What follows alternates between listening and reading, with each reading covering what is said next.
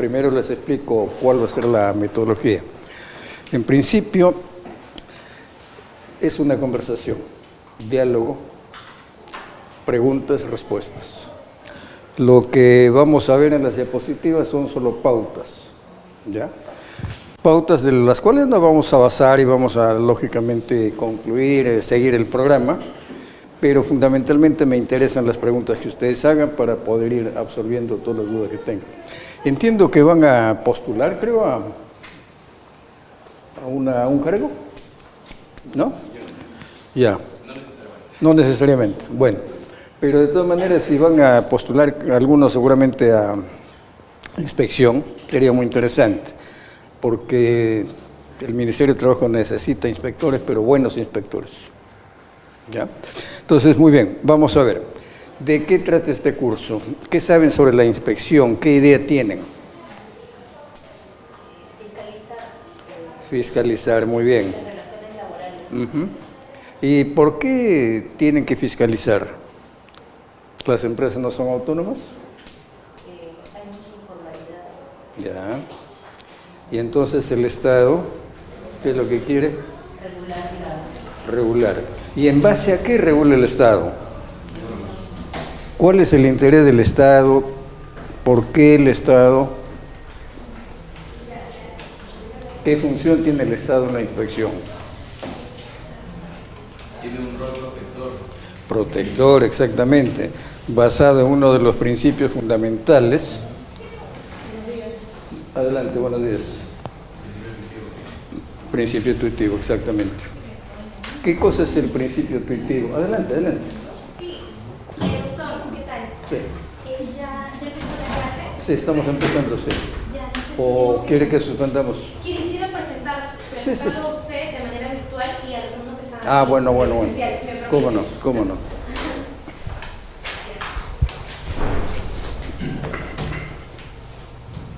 Muy buenos días. ¿Se escucha? Buenos días. Saludándolo y agradeciendo a todos los alumnos del Instituto de Capacitación Jurídica, los alumnos que están aquí de manera presencial y de manera virtual. Les quiero presentar el curso de diplomado de 100% práctico en inspección laboral, seguridad y salud en el trabajo, legislación y los materiales le van a ser entregados ahora en la hora de salida del curso. Le quería presentar al doctor Celso Mendo Rubio, que va a dictar las clases del diplomado, abogado por la Universidad de San Martín de Porres, especializado en materia laboral, conciliador extrajudicial, titulado por el Ministerio de Justicia, tiene un diplomado en educación por la Universidad a Distancia en Panamá e Instituto Universitario de Educación a Distancia UNED de España. También el docente de la Universidad de San Martín de Porres, Universidad Inca Garcilaso de la Vega en materias de derecho laboral, en otras universidades y centros de capacitación, capacitador en temas laborales e entidades privadas y públicas, autor de diversos artículos y libros de su especialidad, asesor y consultor en temas laborales por más de 20 años de experiencia, socio fundador del estudio jurídico Celso. Doctor, le estamos muy agradecidos aquí en el Instituto de Capacitación Jurídica, y para los alumnos que todavía no están inscritos, ¿no?, que nos están viendo de manera virtual por Facebook, tienen para inscribirse esta semana hasta el sábado 2 de noviembre, por favor, se pueden acercar para el diplomado que se está dictando esta vez. Los que deseen acercar pueden hacerlo hasta el 2. Lo que estamos transmitiendo por vía Facebook va a ser una parte del curso, solo unos 30 minutos, para que puedan tener conocimiento más o menos del tema que se va a tocar. ¿Sí? Muchas gracias, doctor. Lo dejo para que siga presentando. Gracias. Adelante, adelante.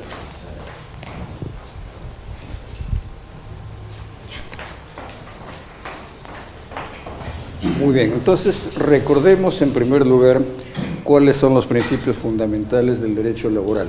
El derecho laboral es lo que trata de regular los contratos de trabajo, ¿sí?, que puede ser entre un empleador y un trabajador o varios trabajadores.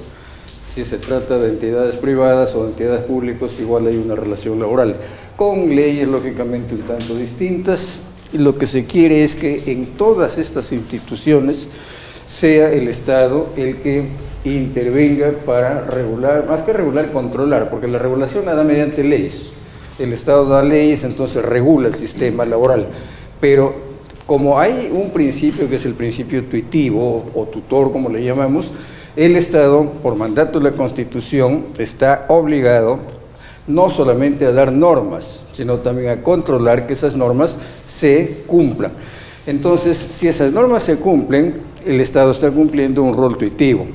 Pero el Estado no solamente es porque lo haga porque la Constitución le ordena, sino porque ahí ven ustedes el convenio 81.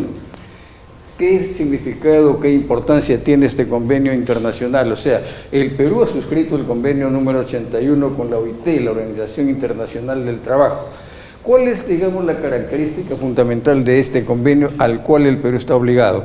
La Constitución también le obliga, lógicamente, pero hay una norma internacional a la cual el Perú tiene que acatar, porque ustedes saben que por mandato de la Constitución del Estado, cuando el Perú suscribe convenios internacionales, está obligado a acatar esos convenios. Inclusive la jurisprudencia que ha emitido la Corte Interamericana de Derechos Humanos señala con claridad que los países miembros están obligados a legislar respetando la progresividad y no regresividad de los derechos. Sin embargo, aquí todavía vemos que a veces se legisla en contra, ¿no? Entonces, ¿eso qué quiere decir? Que interpretando la Constitución, si hay, por ejemplo, una norma peruana que va en contra de los convenios que se ha hecho, se deben respetar los convenios. Entonces, tiene mucho mayor alcance, y no es porque estemos subordinados, sino que el Perú libremente celebra los convenios, y entonces estos convenios son los que rigen para determinado aspecto de la legislación laboral. En este caso, el convenio 81 nos da los alcances, en términos generales, de obligatoriedad del Estado de vigilar las relaciones laborales. Y para eso, ¿qué tiene que hacer el Perú? ¿O qué dice, mejor dicho, este convenio en líneas generales? Dice que los inspectores deben ingresar a las empresas, a los centros laborales, sin ninguna autorización. No necesitan autorización. Sin embargo, si ustedes han leído, que creo que lo han leído, digamos, la ley de inspección, hay un articulito por ahí que dice que el inspector, cuando no se le permita ingresar, tendrá que tener una orden judicial para poder, con esa orden, pedir el auxilio de la fuerza pública e ingresar. Pero es un poquito que nos confunde. Eso se refiere solamente a los empleadores privados, que no son instituciones empresariales, no son instituciones y no son empresas.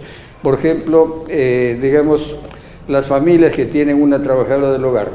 Si esa trabajadora del hogar va y denuncia, por ejemplo, que no le pagan el salario completo, que no le pagan la gratificación, entonces va a la inspección de trabajo y pide que verifiquen. El inspector va al domicilio, entonces le pregunta si el inspector a domicilio, le digo que pase usted, o le digo, señor, esta es mi casa, aquí no entra nadie. Tengo el derecho a decir, señor, ¿trae usted una orden judicial? No, que el convenio de la OIT, sí señor, el convenio de la OIT para las entidades, para las empresas, este es mi hogar, aquí usted no entra.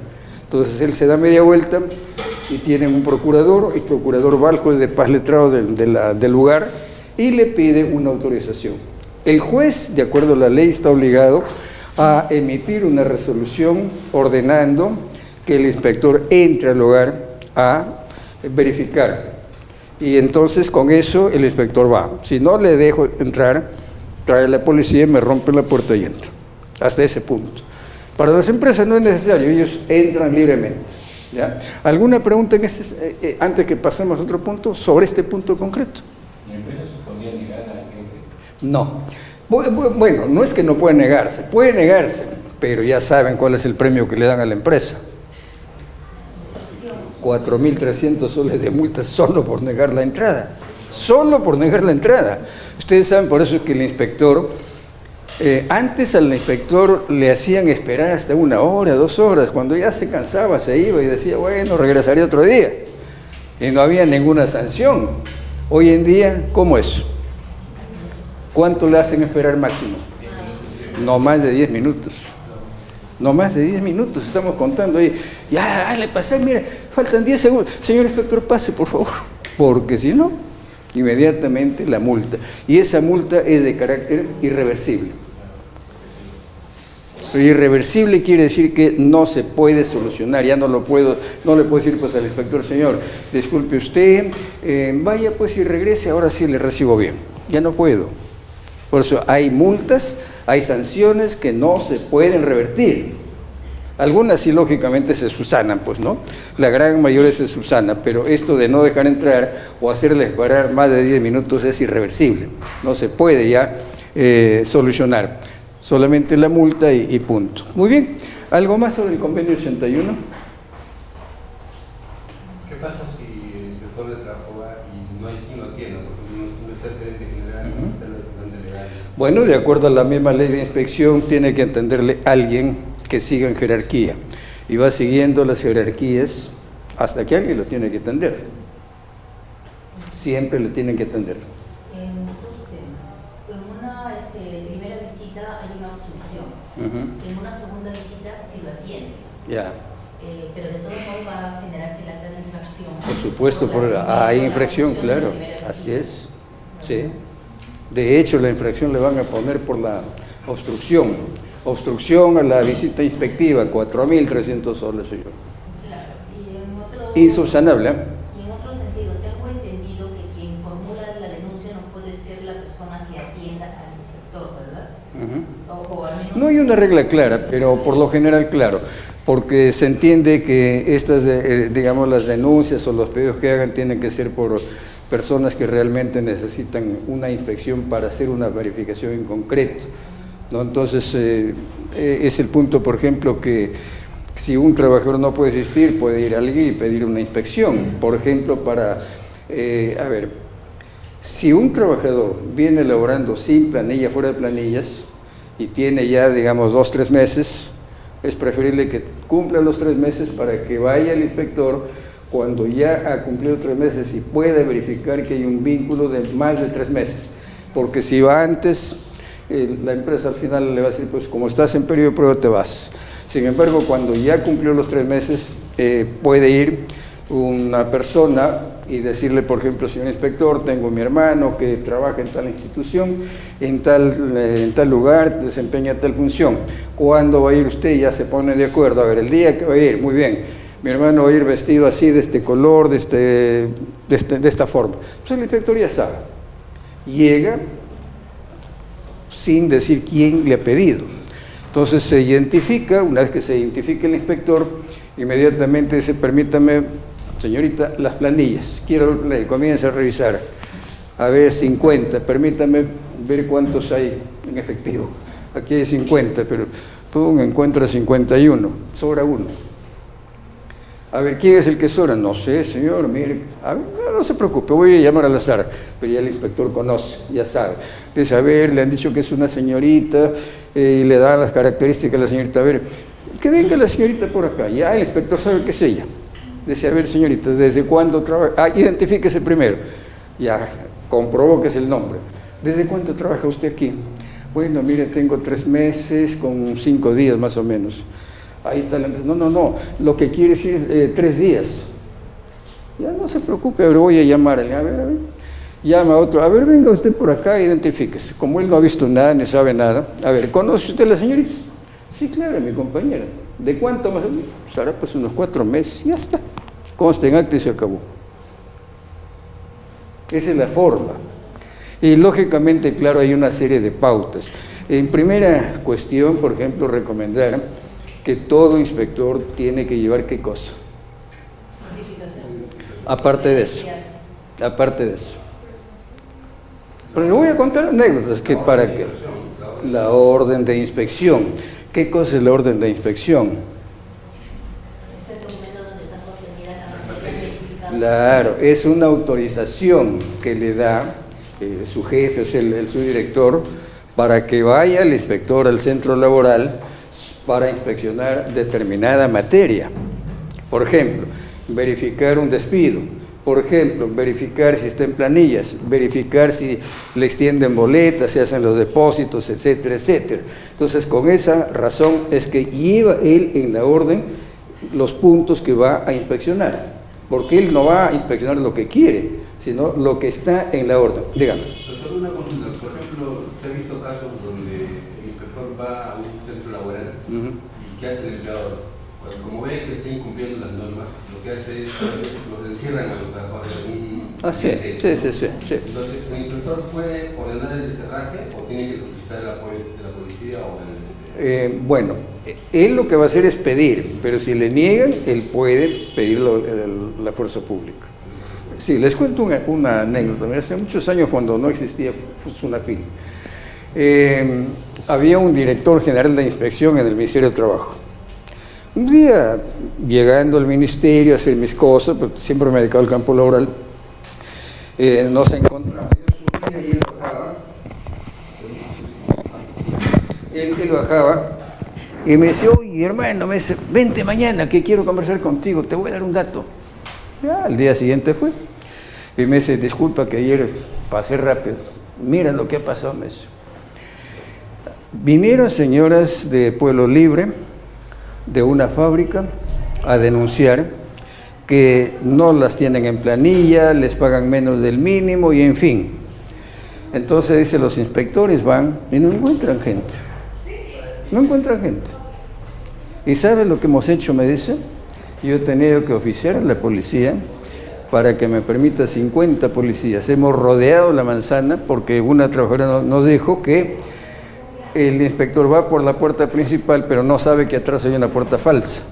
Y entonces cuando viene el inspector lo hacen esperar, mientras tanto los van sacando por la otra calle. Entonces hemos rodeado esa la calle y cuando han salido se han encontrado con toda la policía. Y como yo me he estado ahí, ya se fregó esa empresa. Y entonces, mire, esa es la forma cuando quieren trabajar. Después, por ejemplo, en la televisión también vimos hace 2 o 3 años que se las ingenia pues los inspectores, porque resulta que tuvieron conocimiento que en una fábrica de estas aguas minerales que le llaman, habían trabajadores menores de edad. Y lógicamente los menores de edad para poder trabajar tienen que tener autorización, ¿correcto? Y entonces les negaban la entrada, no podían entrar. Entonces, ¿qué hicieron? Cuando entraban, no los encontraban. Y no los encontraban porque los escondían, a pesar que habían rodeado todo. Entonces, ¿qué hicieron para poder entrar, digamos, de sorpresa? En la segunda visita que hicieron, los inspectores fueron un equipo de inspectores. Entonces, uno de ellos, que era como cualquier ciudadano, comienza a gritar, los ladrones han asaltado, se han metido aquí se han metido aquí, pero ya estaban de acuerdo con la policía.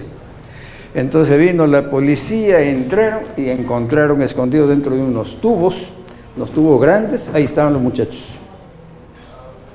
Entonces eso, por ejemplo, ya es habilidad de los inspectores y lógicamente la ley les permite, porque ellos lo que quieren es llegar a determinar si realmente hay infracción o no hay infracción, ¿no? Entonces, todo eso se puede hacer, lógicamente. Sí. ¿Se desprendió? Al otro lado, por favor. Una bolita para arriba. Sí.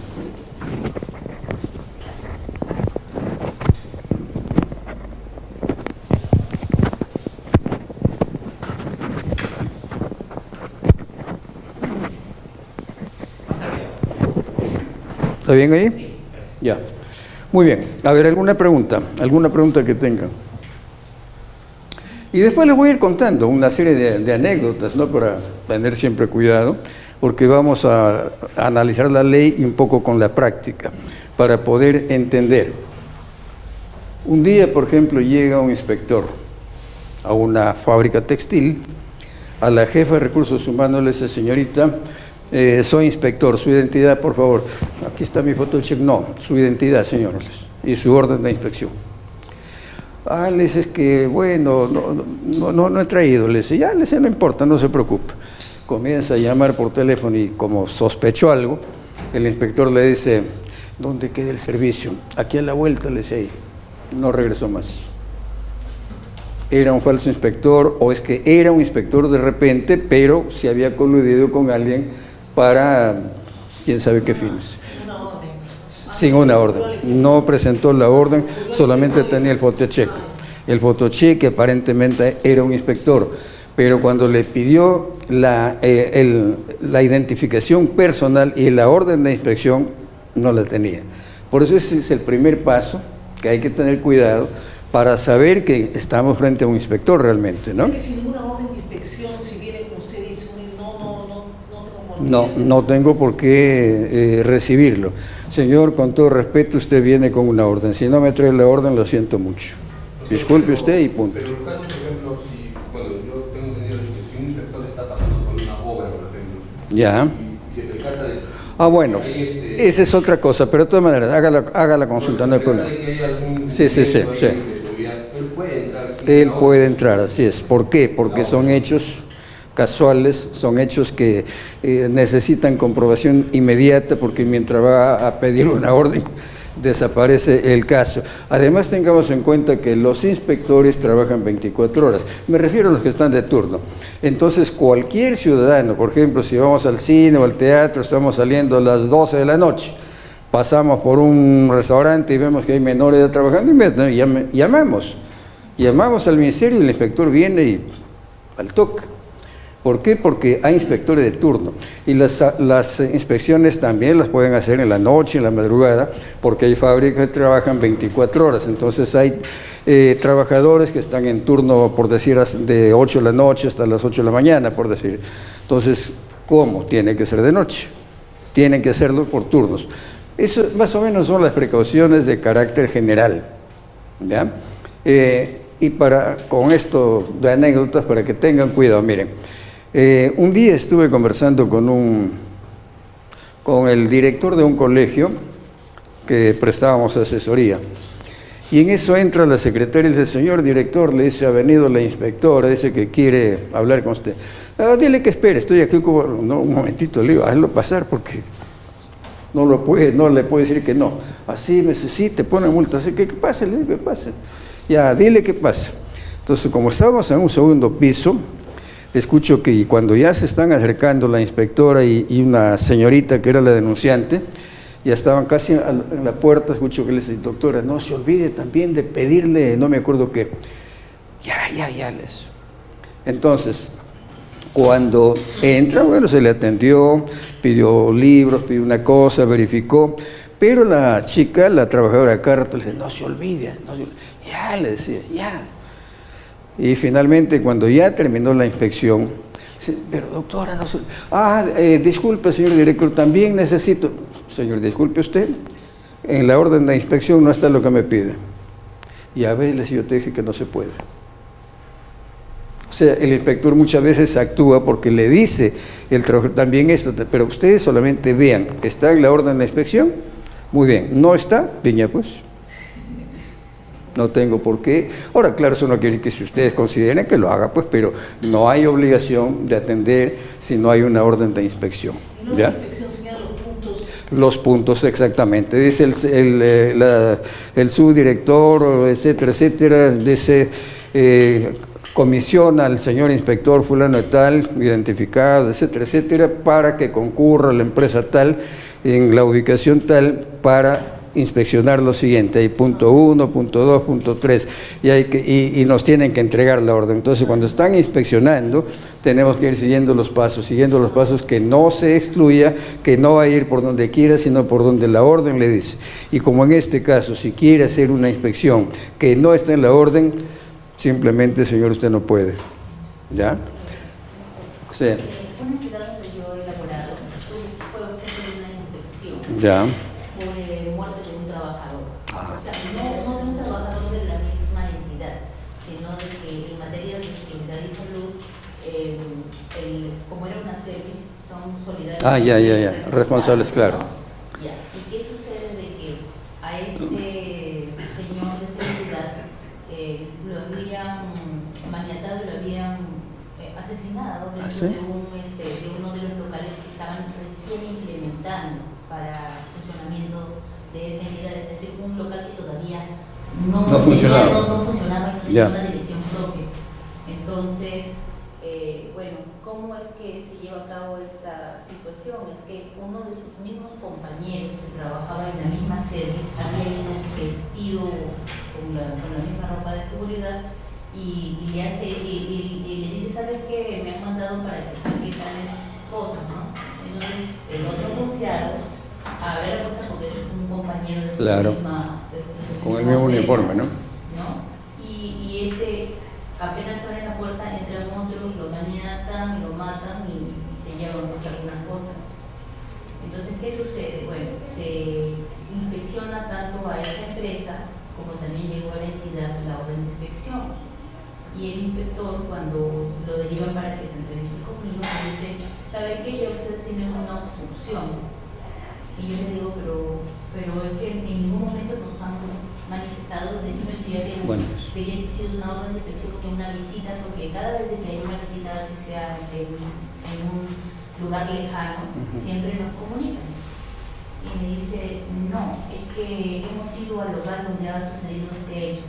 Y ahí digo, bueno, que ese local no estaba formalmente declarado y en la orden de inspección tampoco aparecía esa dirección. Entonces, ese fue uno de las explicaciones que le di y además, aunado a ello, le dije que me han manifestado que no le habían dejado ingresar. Le dije, no le iban a dejar ingresar porque han estado aterradas las personas que se han quedado ahí. Porque así venga un policía, o sido policía, tampoco iban a dejarlo entrar. Estaban con esas órdenes de que si no había una orden de arriba, no iban a dejar ingresar porque previamente se iban a comunicar desde otro lugar, ¿no? Para su empleador directo. Y bueno, en ese extremo no llegaron a multar, pero porque la dirección no había estado en orden. Claro, o sea que no era, digamos, el lugar donde estaba dirigida la orden directamente. Claro, porque era un local de así es. Sí, bueno, hechas estas precisiones, creo, si no hay ninguna pregunta, continuamos. ¿Sí? ¿O hay alguna pregunta?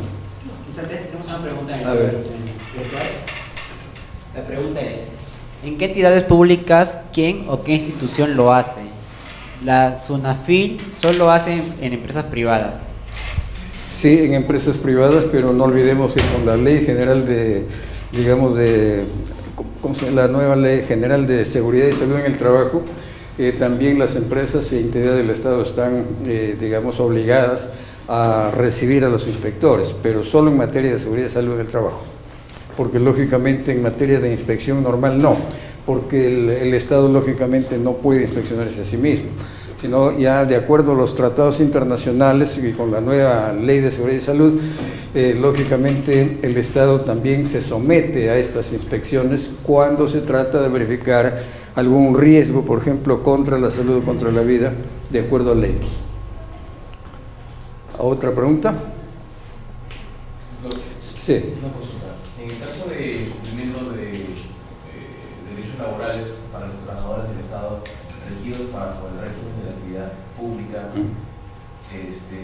me parece lo visto de que Servir es quien se encarga de eso, o solamente lo hace como una forma de apoyo, o es en realidad su función.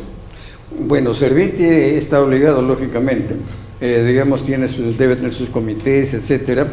Lo que pasa es que en el sector público no hay, digamos, uniformidad en cumplir las disposiciones, ni las cumplen tampoco.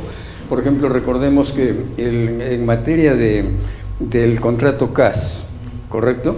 En materia del contrato CAS fue una discusión terrible porque primero llegó al Tribunal Constitucional, el Tribunal Constitucional dijo, bueno, pues no es un contrato puramente laboral, pero tiene un poquito laboral, tiene un poquito de civil, es un contrato híbrido y el Estado lo necesita y dele pues al Estado que haga. Y le permitieron al Estado contratar a diestra y siniestra por el CAS. En la facultad a nuestros chicos le dijimos, no le crean al tribunal. O por ahí alguien me contestó, dijo, sí, pero el tribunal es el máximo intérprete, todo lo que quieras, pero nosotros también somos abogados y podemos tener capacidad de razonamiento. Fíjate por qué no es constitucional, por qué es discriminatorio. ¿Y por qué es discriminatorio? Un ejemplo solamente, dijimos. Una secretaria contratada con CAS que tiene tiempo trabajando y una nueva que entra por el 276 o 728, cualquiera de los regímenes, gana el doble. Eso no es discriminación. Sí, y entonces, ¿cómo el tribunal dice que no es inconstitucional? Pero después el tribunal ha cambiado de opinión. Ahora, ¿qué dice el tribunal? Dice que ya el CAS no debe existir y le ha dado la orden al Estado en el 2017, si no me equivoco, le dio la orden al Estado para que termine con todos los CAS.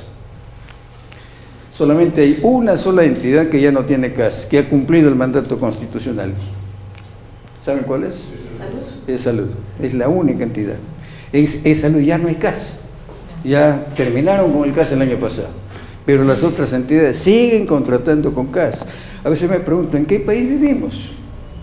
No hacemos caso a la Corte Interamericana, no hacemos caso al Convenio 81. Si no nos interesa, pues. Bueno, a nosotros, claro, pero si somos ciudadanos, ¿qué hacemos? ¿No? Muy bien, entonces miren, ahora, en cuanto a la ley 28.806, Ley General de Inspección, esta ley ha sido varias veces modificada. Aquí están las pautas generales de la inspección.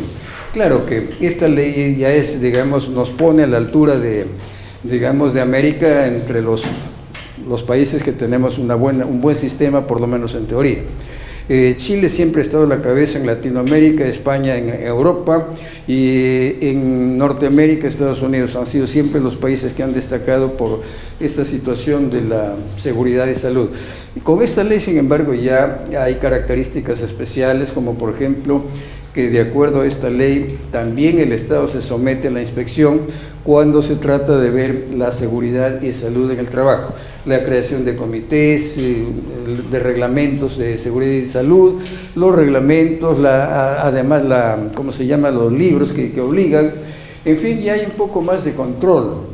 Hay un poco más de control porque inclusive a las empresas les obligan a tener un médico de planta si es que tienen determinado número de trabajadores, o por lo menos que vaya una vez a la semana. Ya hay algo, porque antes estaban totalmente abandonados, ¿no? Lo que falta en el país, a mi criterio, es prevención. Sin embargo, miren, con esta ley 28.806, quien estaba encargado de la inspección era directamente el Ministerio de Trabajo a través de la Dirección General de Inspección. De ahí venían las subdirecciones, los cargos inferiores y finalmente los inspectores. Ahora, con la ley 29.981 se crea la SUNAFIL, que viene a ser la Superintendencia Nacional de Inspección Laboral. ¿Esto qué quiere decir? Que dentro del Ministerio de Trabajo hay una entidad específicamente creada para el control del Convenio 81 en el sentido de velar por los trabajadores, por la salud, por el bienestar y por lo que se cumpla con la ley. Entonces, esta SUNAFIL, como les digo, con su creación, lógicamente ya da un salto porque hay una organización especializada.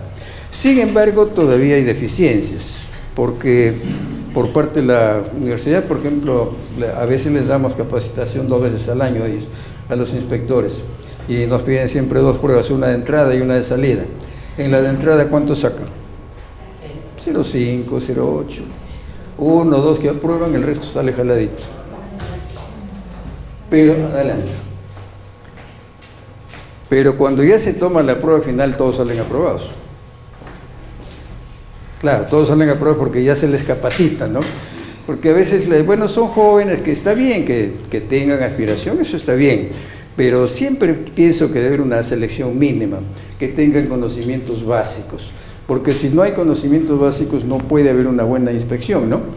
Luego la Ley de Seguridad y Salud en el Trabajo, que ya les comenté, que es una ley también bastante, digamos, moderna, en el sentido que es más exigente, tiene mejores pautas de protección para los trabajadores, porque antes, por ejemplo, había un accidente y punto, pues escondían ahí a la persona y no pasaba nada. Por ejemplo, hubo el caso de un señor que estaba pintando, subido en una escalera, y había otro trabajador que estaba haciendo la limpieza, y entonces otro trabajador viene con uno de los carritos, no vio el aviso, resbaló, topó con la escalera, tumbó el de la escalera y el de la escalera murió. Lo taparon con una frazada, no comunicaron a nadie, trajeron a la familia, le dieron un poquito de plata y listo. Eso, por ejemplo, ¿qué significa para la inspección de trabajo? significa 3 sanciones. Una de carácter administrativo, que viene a ser la multa por no tomar las precauciones en la limpieza, de no poner ahí el letrerito que diga cuidado, piso mojado o lo que sea. 2, que le ponen digamos, la infracción de carácter civil, que viene a ser la reparación civil o indemnización por la muerte del trabajador, que responde directamente a la empresa, y si es una service, responde solidariamente a la service. Y finalmente la sanción penal. Son 3 tipos de sanciones que establece esta ley. La sanción penal, lógicamente, es ¿para quién? No necesariamente el representante, sino directamente recae sobre el obligado a vigilar los mecanismos de seguridad. Por ejemplo, vamos a suponer, ahí tendrán que hacer una investigación para ver si, por ejemplo, ¿por qué se produjo el accidente? No pusieron el letrerito. ¿Quién fue el culpable? ¿El que limpia o el jefe del que limpia? El jefe tenía que se le ponga ahí tu letrero. Entonces ahí viene la sanción penal. Pero también recordemos que esta ley no solamente sanciona los accidentes o incidentes que puedan ocurrir dentro de la empresa, sino también en la calle. Por ejemplo, a ver, vamos a suponer que estamos pasando por la puerta de una fábrica o de un banco. Alguien está lavando adentro y tira el agua, se rebala, se rompe la cabeza, responde la empresa. Y no va a decir esto está en la calle. No, está en la calle, pero es consecuencia de lo que no has tomado precauciones. Eso por un lado, y por otro lado, lógicamente también lo importante en este sistema nuevo es la prevención. La prevención significa que, por ejemplo, comenzando porque exige asientos ergonómicos, de acuerdo al tipo de trabajo. Y de acuerdo, lógicamente, al peso, a la talla de la persona. Por ejemplo, una secretaria, digamos, está con su computadora, es una señorita alta, y le pone un asiento bajito, pues imagínense. Entonces va a sufrir de esta parte de la columna. Entonces todo eso, por ejemplo, los inspectores cuando van, si quieren inspeccionar, por ejemplo, en materia de seguridad, lo primero que ven es saber, dice, ¿aquí hay espacio suficiente? No, señor, porque esto está mal, debe estar más allá. ¿Por qué? Porque si hubiera un movimiento sísmico, todo el mundo corre, se tropieza con esto y ya antes que se salve se cayó el techo. Esto está mal colocado, estar allá. ¿Bien? Entonces, todo esto, lógicamente, es lo que señala esta norma de seguridad y salud en el trabajo. Su reglamento, lógicamente, y la ley 3222 es la que modifica a la ley de inspección. ¿En qué sentido? Crea el artículo 168A en el Código Penal, incorpora, porque en el Código Penal, lógicamente, hay un artículo 168, que se refiere a la libertad de trabajo, al delito contra la libertad de trabajo. Es decir, cuando un empresario, un empleador comete pues alguna infracción, negando el trabajo, discriminando a un trabajador, entonces estaría cometiendo un delito contra la libertad de trabajo. Pero este artículo 168A, incorporado por la ley 3222, va mucho más allá, va a sancionar los delitos que se originan dentro del sistema de seguridad y salud en el trabajo. Cualquier accidente, cualquier incidente que produzca un daño físico en una persona, por ejemplo, sanciona penalmente. Entonces, la diferencia